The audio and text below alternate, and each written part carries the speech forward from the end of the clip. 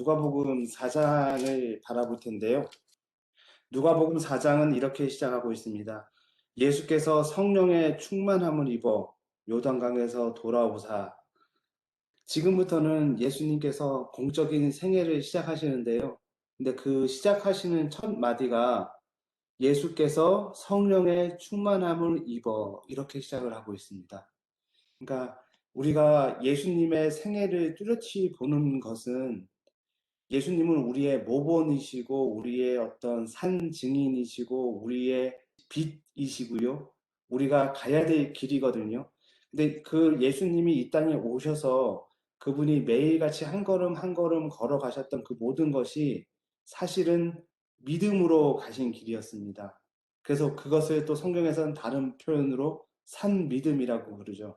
그래서 그 산 믿음의 표본이시고 믿음으로 어떻게 살아갈 수 있는지 죄인이 그 모습을 온전하게 보여주신 것이 예수님이십니다. 죄된 가운데서 믿음으로 어떻게 죄를 이기고 살아갈 수 있는지의 표본이 되시는 것이 예수님의 모습이거든요. 근데 그렇게 될 수 있었던 근본적인 이유는 지금 여기에 말씀하고 계십니다. 성령의 충만함을 입어.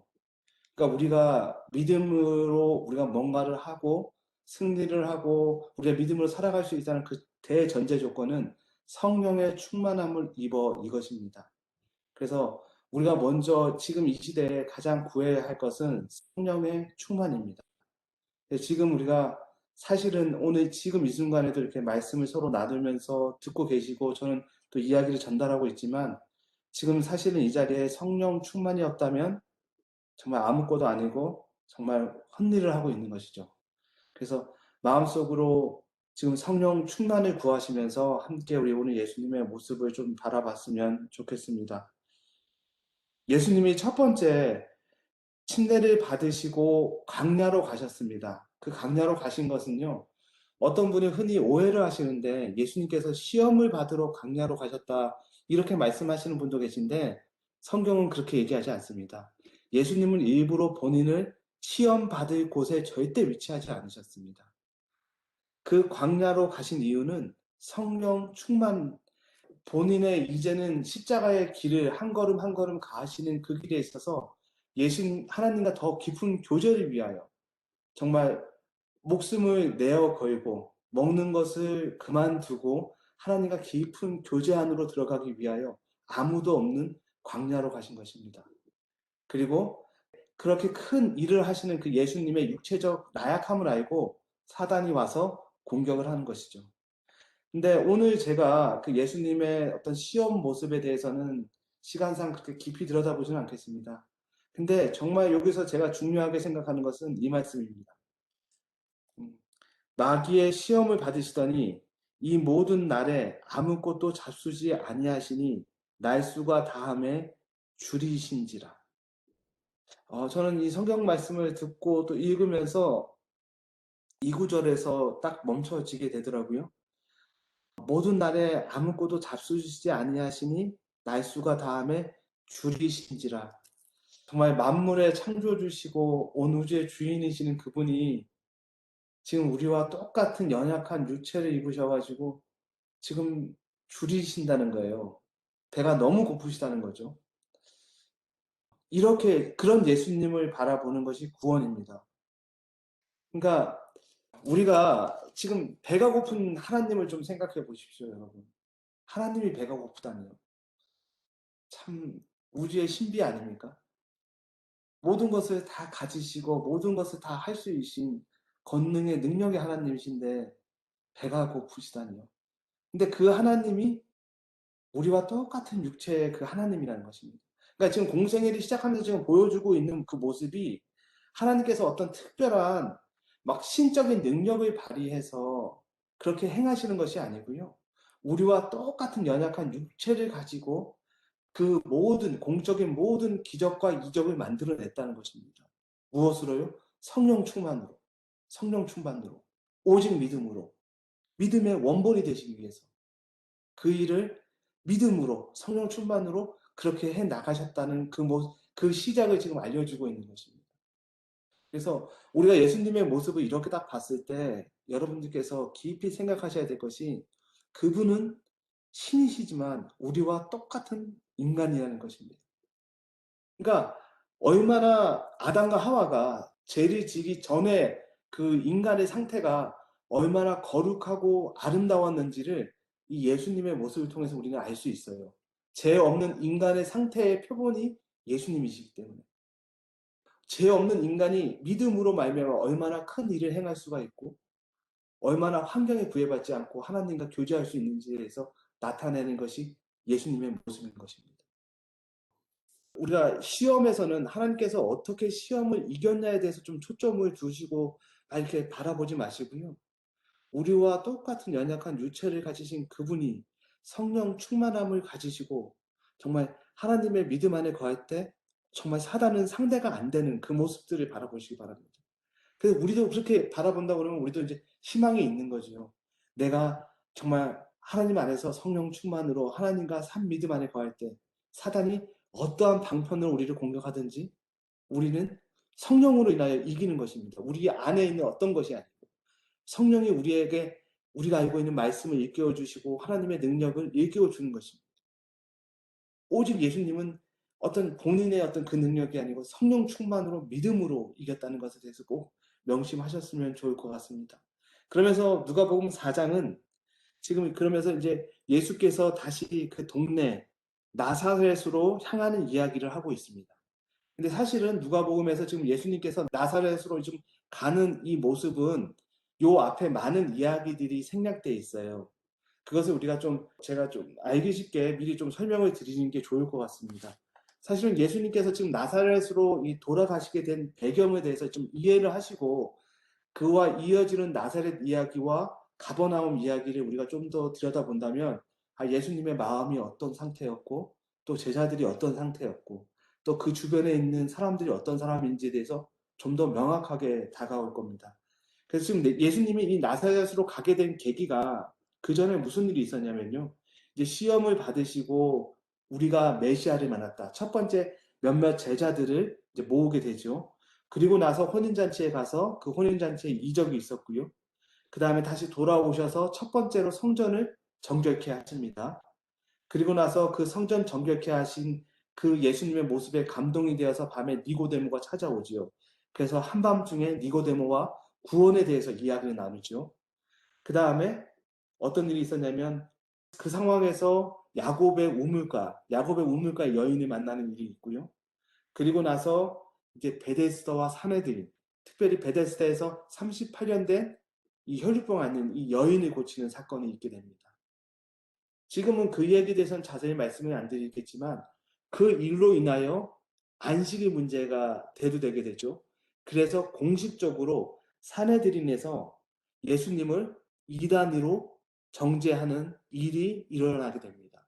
그러니까 시간상으로 따져보자면 이제 예수님께서 공생애를 시작하시고 그 사내들인에서 공식적으로 저 선생은 이단이다 이렇게 지칭하는 그 사건이 일어나기까지는 한 5, 6개월 정도의 시간이 흘린 것 같습니다.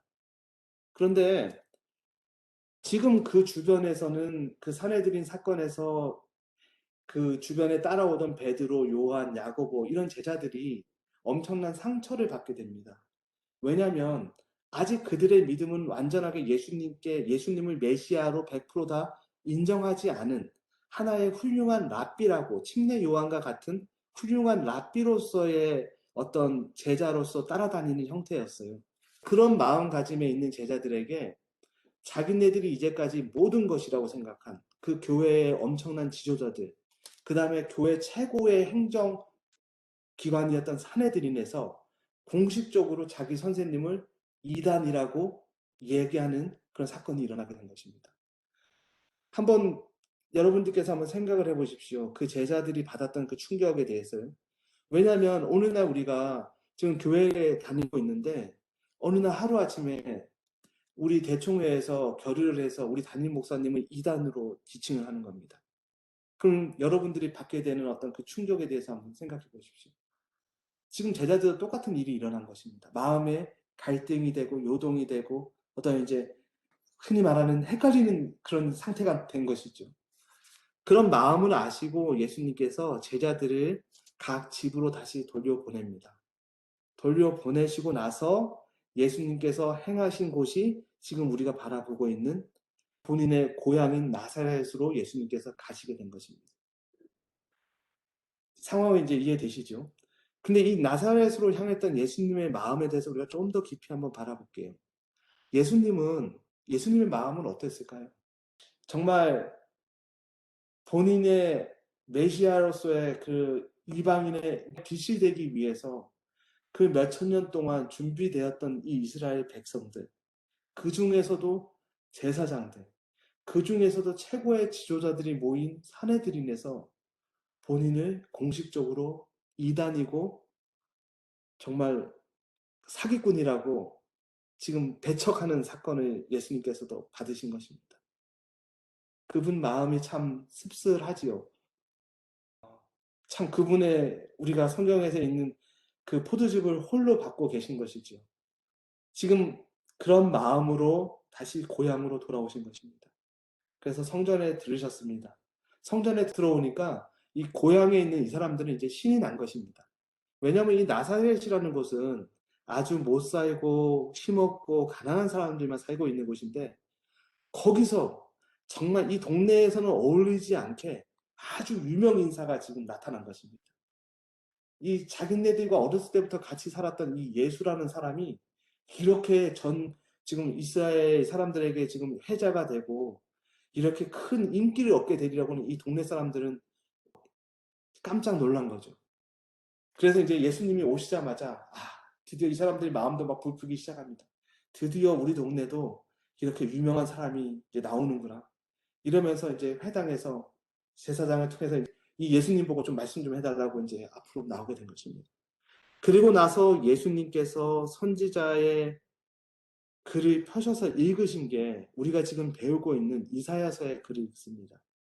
주의 성령이 내게 임하셨으니 이는 가난한 자에게 복음을 전하게 하시려고 내게 기름을 부으시고 나를 보내사 포로된 자에게 자유를 눈먼 자에게 다시 보게 함을 전파하며 눌린 자에게 자유케 하고 주의 은혜의 해를 전파하게 하십니다. 이 말씀을 읽으시는 것입니다. 그랬더니 거기 앉아있던 사람들은 이제까지 경험해 보지 못했던 은혜와 감동이 그 사람들 마음속에 밀려오는 것입니다. 그 어떤 자기 동네에서 저런 훌륭한 랍비가 나왔다는 그 자부심과 어떤 그런 나도 저 사람을 알고 있다는 그런 어떤 그런 마음들. 거기에 또 예수님께서 성령 충만으로 성경책을 읽으니까 거기서 몰려오는 어떤 영적인 감동. 이런 걸로 이 사람들이 흠뻑 젖어 있습니다. 근데 그때 예수님께서 한 말씀을 더 하십니다. 오늘 이 글이 너의 귀에 응하였다. 이렇게 말씀하시는 것입니다. 그러니까 그 말을 듣고 있던 이 동네 사람들이 가만히 생각해 보니까 그 말의 뜻이 무슨 뜻이에요? 그러니까 지금 그 선지자 이사야가 했던 그 얘기가 오늘 지금 이 순간에 이루어졌다는 것입니다. 그 말은 주의 성령이 내게 임하시면, 그러니까 그렇게 가난한 자를 회복시키시고 정말 절름발이고 포로된 자를 자유케 하는 그 선지자가 예수님이라는 얘기죠. 그리고 그렇게 가난하고 포로되고 눈먼 자들, 그런 사람들이 바로 자기네들이라는 얘기를 하고 있는 것입니다. 그 사실을 딱 깨닫자마자 이제 이 사람들이 180도 바뀌게 되는 것입니다. 아니, 네가 뭔데 우리 보고 눈먼 자고 포로된 자라고 그러냐? 어? 너가 어떻게 자라났고 네가 누구 아들이고 네가 누군지 우리가 어렸을 때부터 다 봐왔는데 누구 그러냐? 이렇게 막 흥분해서 이제 막 이야기를 하기 시작합니다. 그러자 여기에 예수님께서 더 단도직입적으로 얘기하십니다. 너희가 엘리야 때에 그 문둥병자 있지 않느냐? 그 문둥병자가 누구였냐? 이방인이잖아. 그 다음에 그 사랍대 한 가부, 그 가부 또한 이방인이지 않았냐? 지금 너희가 지금 이 안으로 돌아오지 못하면 너희 형편이 지금 이방인들에게 내어 쫓기게 된다는 것이죠. 이방인들이 너희의 거룩한 그 직분을 받아서 구원을 받게 된다는 얘기를 지금 예수님께서 하고 계신 것입니다. 그랬더니 이 사람들이 너무 흥분하고 그 마음을 어쩔 줄 몰라서 어떻게 하냐면 예수님을 강단에서 잡아 끌어내서 낭떠러지기로 몰고 가는 것입니다. 그리고 거기서 예수님을 떨어뜨려 죽이려고 하는 것이죠. 이 모습들을 이렇게 묵상해 보면서 여기에 1번, 우리가 지금 묵상하고 있는 1, 2, 3의 1번 인간의 상태가 적나라하게 드러나 있는 것입니다. 우리가 다니는 교회, 우리가 하는 신앙이 어떤 형태를 갖추어지고, 아유, 장로님 반갑습니다. 목사님 반갑습니다. 집사님 반갑습니다. 어떤 서로 이렇게 존중을 해주고 서로 이렇게 주고받는 상황에서는 신앙인의 모습이 참 아름다워요. 근데 한쪽이 한 사람을 무시하고 어떻게 그 한순간만 삐끗하면 지금 이 사람들의 모습이 우리 안에서 막 복받쳐 나오는 것입니다. 그리고 우리가 이 모습을 좀 이렇게 묵상해 보면 지금 여기 있는 이 사람들은 사실은 신앙을 하는 것이 아니지요. 어떤 자기의 어떤 자존심과 어떤 자기의 어떤 뭔가 다른 것을 만족감을 키우기 위하여 지금 회당에 나와 있는 것이죠. 그러니까 진짜 참 진리가 와서 너희가 바로 포로된 자고 너희가 구원받을 자고 너희가 눈먼 자다 하는 얘기하니까 그 영적인 자존심에 완전히 눈이 뒤집혀지는 것입니다. 개인적으로도 참 두렵지만 이 말씀을 묵상하면 우리 교회의 모습도 참으로 두렵습니다. 우리 교회가 참으로 교리적으로 완벽하고 정말 세천사의 기별, 믿음으로 말미암는 일, 정말 안식일 문제, 건강 문제, 여러 가지 어떤 남들이 갖고 못하는 빚을 갖고 있는 어떤 분들은 영적으로 정말 부유하고 정말 영적으로 너무 환한 빛 가운데 있으니까 자신이 그 환한 빛으로 눈먼 자인지를 깨닫지 못하는 저와 또 우리 교회의 모습을 좀 보게 됩니다. 그래서 참으로 우리가 이런 자라는 것을 오늘 우리가 이 말씀 묵상을 통해서 내가 지금 거기서 낭떠러지에서 지금 예수님을 믿는 사람이 나였구나라고 좀 알아야 되겠습니다. 그러니까 조금 전까지는 우리가 그렇지 않습니까? 우리의 상황이 맞춰지고 어떤 해피한 곳, 우리가 편한 곳에서는 예수님을 영광을 찬송하고 찬양할 수 있어요. 지금 이 나사렛 이 사람들처럼 말입니다. 처음에는 우리의 정말 고향 친구고 정말 내가 아는 사람이 저렇게 유명한 사람이 됐다는 그 자부심으로 그렇게 좋아하고 그렇게 하던 사람이 하나만 딱 틀려지니까 영적인 자존심이 딱 무너지니까 낭떠러지에서 예수님을 지금 밀쳐서 내려고 하는 것입니다. 근데 지금 우리의 모습이 이렇다는 것이지요. 그래서 우리가 거기에 있는 우리가 지금 이 상황을 좀 깊이 묵상해서요. 저도 그렇고 여기 지금 말씀을 함께 나누시는 분들도 그 낭떠러지에서 밀고 있는 사람이 나라는 모습, 정말 그 사람이 고개를 딱 돌렸는데 그 모습이 나라는 것을 정말 은혜로 좀 알게 되기를 간절히 원합니다. 네, 저도 그렇게 되기를 간절히 원합니다. 그래야지 내가 가난한 자고 내가 포로된 자고 내가 눌린 자라서 정말 예수님의 구원을 기다리는 자가 될 수 있다고 생각합니다. 지금 이제 상황이 그렇게 됐습니다. 지금 이제 낭떠러지에서 이제 이 사람 예수님을 딱 밀려고 그 사람들이 하는 순간 천사가 개입해서 정말 강한 어떤 기적의 손길로 예수님이 그곳에서 나오게 되지요. 거기 있는 사람들이 눈이 멀게 되고 예수님께서 그 자리에 걸어서 나오게 됩니다. 그러고 나서 시간 관계상 그리고 나서 예수님께서 그 다음 행적이 우리가 지금 오늘 보고 있는 누가복음 5장의 말씀으로 연결되는 것입니다. 그리고 나서 그 아침에 누가복음 5장에 예수님께서 그리고 나서 가신 곳이 가버나움인 것 같아요.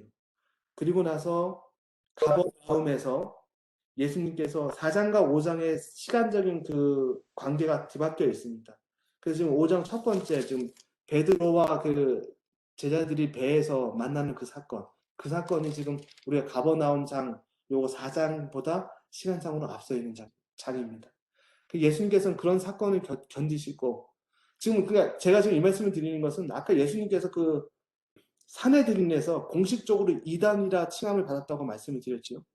거기서 예수님께서는 엄청난 씁쓸함을 맛보셨어요. 당신이 세운 당신의 백성, 그것도 최고의 지도자들로 하여금 공식적으로 지금 배척을 받고 있는 것입니다. 그렇게 배척을 받아서 고향으로 가셨어요. 고향으로 가셔서 어렸을 때부터 그렇게 함께 자라고 자랐던 그 사람들로부터 죽음의 순간까지 내몰릴 정도로 배척을 당하고 지금 다시 마음이 흔들리고 있는 이 제자들 옆으로 와 계신 그 예수님. 그 예수님의 마음을 한번 좀 묵상해 보시길 바라겠습니다. 그 예수님이 그 본인의 그 씁쓸한 마음을 얼마나 그 인간적인 그 씁쓸한 마음이 있으셨겠어요. 근데 그 마음을 안고 지금 예수님께서는 제자들 마음을 어루만지러 지금 그곳에 오신 것입니다. 예수님께서 새벽에 그 바닷가를 거니고 있습니다. 멀리서 사람들이 예수님의 모습을 보고 한 명, 두 명 모여들기 시작합니다. 그래서 예수님이 그 모여드는 사람을 데리시고 점점 바닷가 쪽으로 내몰려서 가고 있는 것입니다. 그리고 거기에 서서 뒤에는 넘실거리는 파도가 있고요. 그리고 저쪽에서는 이제 배 두 척이 밤새도록 고기를 잡았으나 잡지 못한 그 배 두 척이 예수님 쪽으로 다가오고 있습니다. 그리고 예수님은 다가온 그 배가 베드로의 배입니다. 베드로의 배를 빌려서 배 위에 서서 그 앞에 있는 사람들에게 말씀을 나누고 계십니다. 심령이 가난한 자는 복이 있고 너희가 근심하지 말라. 기도하면 분명히 이루어질 거고 지금 들의 백합 하나 저 참새를 봐라. 하나님께서 제대로 돌보시니 너희도 틀림없이 돌보실 거다. 걱정하지 말라. 이렇게 명확한 말씀을 하시면서 천국에 대해서 말씀을 나누고 계신 것이죠. 근데 사실은 지금 예수님은 그 말씀을 그 앞에 모여 있는 사람들에게 하시기보다는 지금 뒤에서 이 그물을 하나씩 정리하면서 예수님의 말씀을 안 듣는 척 하고 있는 베드로에게 사실은 그 말씀을 다 하고 있는 것이었습니다.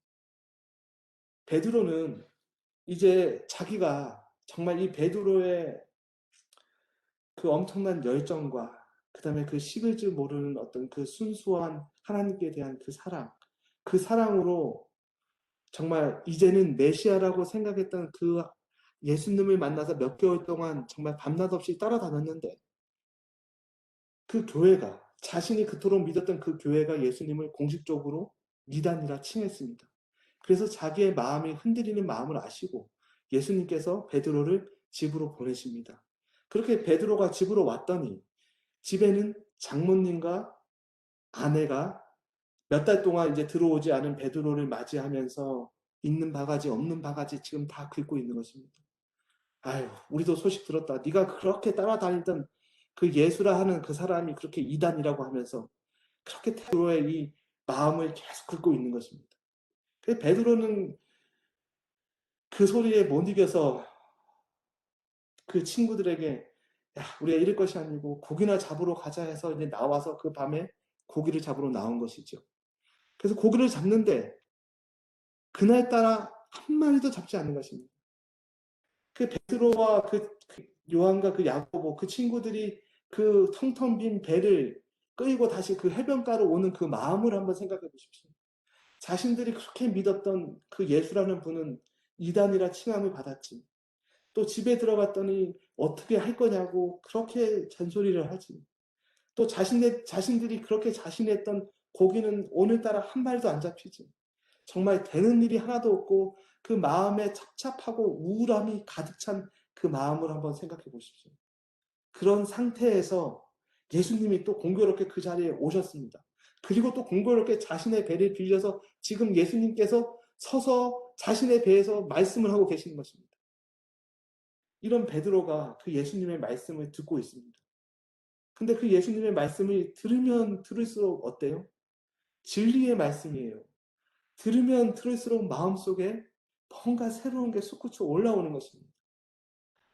저 말씀을 들으니 저분이 참 선지자고 참 메시아 같은데 왜 우리 교회 지도자들은 저분을 이단이라 그럴까?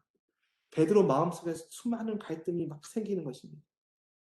그 마음을 우리 예수님께서는 책 보듯이 뻔하게 보고 계신 것이죠.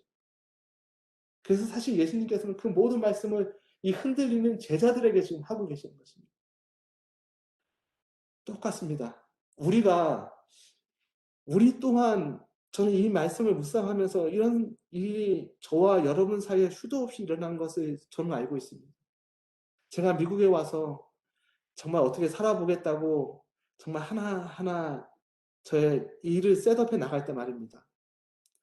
아, 정말 되는 일이 없고 일도 안 되는데 신앙도 안 되는 것 같아요. 그리고 예수님이 나한테 멀어지는 것 같아요. 참 우울하죠. 우울해가지고 그 한밤중에 그 랩 바닥에 쓰러져서 정말 울면서 기도한 적이 많습니다. 예수님 어떻게 해야 됩니까? 그 알 수 없는 답답함과 그 우울한 마음 말입니다. 근데 지금 예수님께서는 이렇게 말씀하고 계시는 거예요. 우리가 그러한 답답함과 알 수 없는 우울함으로 우리 삶이 전체적으로 눌려 있을 때 예수님께서는 본인의 말씀을 들으라는 것이에요. 지금 베드로가 그런 상태에서 예수님의 말씀을 듣고 있으니까 베드로 안에 새로운 싹이 자라나고 새로운 희망이 솟구쳐 오르는 것입니다. 그러니까 예수님께서는 어떠한 형태로든지 나의 말을 들으라는 것입니다. 그럼 예수님의 말을 듣는 것이 무엇입니까? 지금 이렇게 우리가 전화로 연결해서 저 같은 자의 말씀을 듣는 게 예수님의 말씀을 듣는 겁니까? 그렇지 않지요. 오늘날 우리가 예수님의 말씀을 듣는 것은 바로 성경책을 보는 게 예수님의 말씀을 듣는 것이죠. 우리가 그런 우울한 마음이 있고 내 안에 정말 답답한 마음이 가득할 때 우리가 성경책을 펴고 성령 충만을 외치면서 말씀을 보면 예수님께서 말씀해 주시겠다 얘기하고 있는 게 지금 그 장면인 것입니다. 그럼 예수님께서 우리에게 새롭게 말씀해 주실 것입니다. 그리고 우리 안에 새로운 싹을 자라나게 하실 것입니다. 네, 저는 그렇게 믿습니다. 네, 저도 그렇게 해봤고요. 정말 그렇게 답답하고 아무것도 안 될 것 같을 때, 정말 그럴 때는 한 2시간 이제 드리머리 하러 나가면 차에서 아무것도 하지 않고요. 그냥 성경 말씀을 틀어놓고 듣는 것입니다. 성경책을 쭉 읽어주는 아나운서 많지 않습니까? 그런 말씀을 듣고 있으면 나도 답답했던 마음이 나도 모르게 어느 순간 없어지고 새로운 정말 희망의 싹이 내 안에 자라나는 것을 많이 느꼈습니다.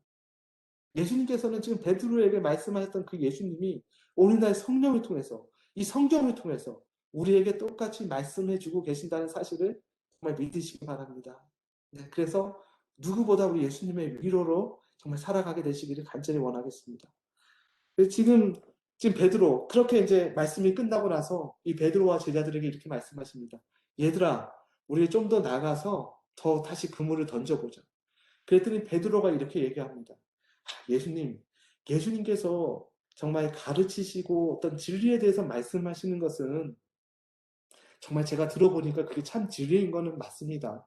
그러나 이 고기잡이는 말입니다. 이 고기는 이 그물은 캄캄한 밤에 던져야지 이렇게 해가 쨍쨍한 낮에 던지면 고기가 다 도망가서 잡을 수가 없습니다. 그렇지만 선생님이 이렇게 말씀하시니까 내가 선생님의 말씀을 의지해서 그냥 한번 던져보겠습니다. 하고 그물을 던지지요. 그랬더니 어떤 일이 일어납니까? 그 그물에 고기가 빽빽해서 들어 올릴 수조차 없을 만큼 많은 고기가 잡히죠. 베드로는 거기서 그만 기절을 하고 맙니다. 베드로가 거기서 완전한 기적을 체험하고 마는 것이죠. 베드로는 그 순간에 무엇을 깨달았냐면 이분은 온 우주를 주관하시고 계신 창조주 하나님이라는 사실을 깨닫게 됩니다. 왜냐하면 그는 속으로 생각하고 있었거든요. 자기가 평생 동안 그물을 던지면서 절대 이 낮에는 고기가 잡히지 않는다는 사실을 알고 있었거든요. 그러니까 지금 베드로는 누구의 기적을 체험한 것입니까? 본인 스스로의 기적을 체험한 것입니다. 혹시 여러분들께서 성경을 읽으시면서 새로운 마음이 싹이 트고 정말 예수님께서 우리에게 해주시는 위로를 받으실 수 있어요. 근데 더욱더 거기서 한 발자국 나가서 우리가 체험해야 될 것은 무엇이냐면 지금 베드로가 체험했던 이 고기 그물의 이 기적을 우리 각자가 우리 삶 속에서 체험을 해야 되는 것입니다. 정말 나 같은 사람은 도저히 이것을 할 수 없는 것들. 내가 아이들하고 분명히 이 정도로 아이들하고 싸우면 내 안에서 폭발해서 정말 아이들을 어떻게 할 수 있는데 그런데 그게 안 일어나고 기적이 일어나는 것입니다. 내가 내 일터에서 말입니다. 내 일터에서 이 정도만 하면 내가 분명히 무슨 일이 일어나야 되는데 일어나지 않는 기적을 맛보는 것입니다. 우리가 흔히 익숙한 나의 삶 속에서 지금 우리가 기적을 맛보아야 되는 것입니다. 그래야지 지금 예수님께서 주시고자 하는 두 번째 부르심에 참여하는 저와 여러분이 될 수가 있습니다. 그런 베드로가 이제는 예수님의 발을 부여잡고 얘기합니다. 선생님이요, 나를 떠나소서. 나는 죄인입니다. 라고 울부짖습니다.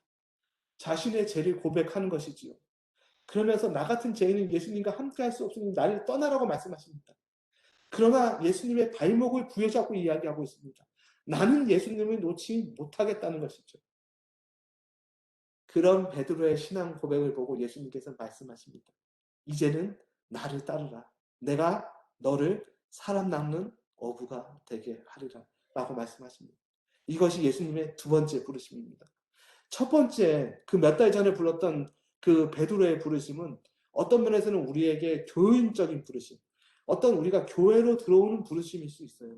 그러나 우리가 교인으로서 끝날 것이 아니고 매일의 삶 속에서 예수님의 말씀을 듣고 우리 안에 자라는 새싹이 우리 삶 속에서 일어나는 각자의 기적을 통해서 예수님께서 말씀하시는 지금 두 번째 부르심에 참여할 수 있을 만큼 자라나야 되겠습니다.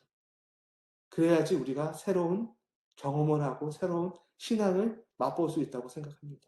그날 그런 일이 있고 나서 이제 가버나움 사건이 일어납니다. 아마 그 주 안식일이 될 것입니다. 그 주 안식일이 가버나움. 그러니까 베드로와 요한이 다니는 교회일 것입니다. 그 교회에 예수님께서 이제 오셔서 이제 설교를 하십니다.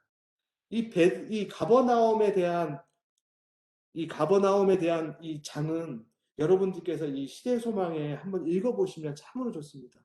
이 가버나움 장의 이 시대 소망의 내용은 예수님께서 어떤 식의 말씀을 하시고 예수님의 설교가 어떻고 예수님의 이야기가 어땠는지에 대해서 자세히 잘 나타나 있습니다.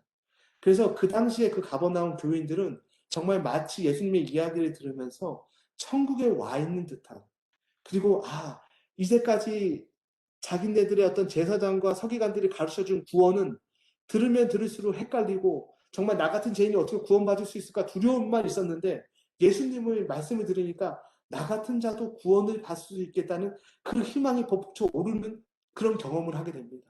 근데 그러한 순간에 갑자기 한 미친 사람이 뛰어들어와서 그 분위기를 완전히 박살을 내지요. 예수님께서는 그 미친 자에게 명하셔서 귀신이 나가게끔 하고 이제 그렇게 고치는 사건이 발생합니다. 그 사람이 그 자리에 오게 만든 것은 사단이 보낸 것이지요. 왜냐하면은 가버나움 교인들이 정말 예수님의 그 은혜의 말씀과 하늘의 분위기를 취해서 조금만 더 이야기를 듣고 예수님께 더 가까이 간다면 정말로 구원의 길로 들어갈 것 같거든요. 그러니까 사단이 그냥 그걸 깨버리기 위해서 그렇게 침범한 것입니다. 그 일이 있고 나서부터는 이제 예수님의 그런 은혜의 말씀이 들어가지가 않습니다. 왜냐하면 그때부터는 무슨 일만 생각하냐면 기적만 바라게 되는 거죠. 내 집에 누워있는 아픈 우리 아버지, 우리 엄마, 내 동생이 생각나는 것입니다. 빨리 가서 걔들도 데리고 와야 되는데. 그런 생각으로 더 이상 말씀이 들어오지 않는 것입니다. 그러니까 사실은 우리가 구원의 길로 나가는 데 있어서 우리가 어떤 면에서는 이적과 기적을 많이 구하는데요. 그것은 그렇게 도움이 되지가 않습니다. 우리가 정말 만나야 될 것은 하나님의 말씀. 아까 베드로와 제자들에게 말씀하셨던 그 음성을 우리가 직접 듣는 것. 그것이 사실은 구원의 가장 큰 보배인 것입니다. 그런 일이 있고 나서 이제 예수님께서는 어느 집으로 가시냐면 베드로의 집으로 들어갑니다. 베드로의 집으로 들어갔더니 그곳에는 누가 있지요? 그렇게 예수님을 구박하던 장모님과 베드로의 아내가 있습니다. 근데 이 장모님이 그때 열병에 걸려서 많이 아팠을 때입니다. 아파서 누워있는데 자신의 집에 누가 들어옵니까? 자신이 그렇게 구박했던 예수님이 걸어 들어오시는 것입니다. 어떡할 줄을 모르죠, 이 장모님은. 그런 장모님의 마음을 알고 또 그런 상황을 알고 예수님께서는 축복하셔서 장모님의 병을 깨끗하게 낫게 합니다. 그리고 나서 그 뒤로부터 이 장모님과 이 아내는 철저하게 이제 예수님을 따르는 그들이 제자가 되지요. 그러니까 사실은 베드로가 이렇게 예수님께 자신의 신앙을 고백하고 다시 부르심을 받았는데 자신이 갖고 있던 어떤 집안 문제, 그 문제까지 예수님께서 오셔서 다 해결해 주시는 모습을 저는 볼 수가 있습니다. 우리 예수님이 얼마나 멋진 예수님인지 모르겠습니다. 그러고 나서 그 베드로의 집에서 일어났던 그 사건에 대해서 시대소명에서는 이렇게 이야기하고 있습니다. 우리 시간이 많이 갔으니까 제가 이 장면만 읽고 말씀을 마치도록 하겠습니다. 그러나 태양이 지평선 아래로 사라지기가 무섭게 일대에 소동이 일어났다. 가정에서, 가게에서, 시장에서 동네 주민들이 예수께서 쉬고 계시는 보잘것없는 집으로 밀려 들어왔다. 환자들은 들것에 실려서 지팡이에 의지해서 혹은 친구의 부축을 받으면서 허약하여 비틀거리면서 구주가 계신 곳으로 들어왔다. 여러 시간 동안 그들은 오고 갔다. 왜냐하면 그 누구도 이 치료자가 내일도 여전히 그들 가운데 계실지 알 수 없었기 때문이었다. 가버나움은 이전에 이와 같은 날을 경험한 적이 없었다. 하늘은 승리의 소리와 구원의 함성으로 가득 찼다. 구주께서는 당신이 일깨워 주신 기쁨 가운데서 즐거워하셨다. 예수께서 당신에게 온 자들의 고통을 목격하실 때에 그분의 마음에 동정심이 일어났으며 당신의 능력으로 그들에게 건강과 행복을 회복시켜 주는 것을 기뻐하셨다. 예수께서는 마지막 환자를 치료하시기까지 일을 쉬지 않으셨다. 군중이 몰려간 것은 밤이 꽤 깊은 때였다. 정적이 시몬의 집에 내려앉았다. 긴 흥분의 날이 지나가고 예수께서는 잠자리에 드셨다. 그러나 동네가 아직 잠들어 있을 때 구주께서는 새벽 오히려 미명에 일어나 나가 한가한 곳으로 가사 거기서 기도하셨다. 예수님의 지상의 생애의 나날이 이렇게 지나갔다. 저는 이 장면을 묵상하면서 이것이 우리가 이런 예수님을 아는 것이 바로 구원인 것입니다. 정말 하늘의 왕이시고 온 우주의 주인 되신 그분이 이 땅에 오셔서 정말 그렇게 몰려오는 수많은 사람들을 피곤하시지만 한 분 한 분 이야기를 듣고 위로하시면서 병을 고쳐주시고 여기에 보면 이렇게 되어 있죠. 정적이 시몬의 집에 내려앉았다. 긴 흥분의 날이 지나가고 예수께서는 잠자리에 드셨다. 정말 그 일을 마치시고 아직 땀이 이마에 채 가시지 않는 그 예수님이 피곤해서 그 누워서 잠들어 바로 골아 떨어지신 그 신이신 예수님의 모습을 한번 상상해 보십시오. 그 모습이 여러분 마음속에 와서 박힌다면 그것이 바로 구원인 것입니다. 그런 예수님을 우리가 생각할 때 우리가 정말 걱정하고 힘들었던 것들이 정말 봄에 눈이 녹듯이 다 사라지고 우리 안에 새로운 것이 싹 터서 나오는 것. 그것이 구원인 것입니다. 오늘 정말 이런 예수님을 이 밤에 다시 한번 만나시기를 간절히 원하겠습니다.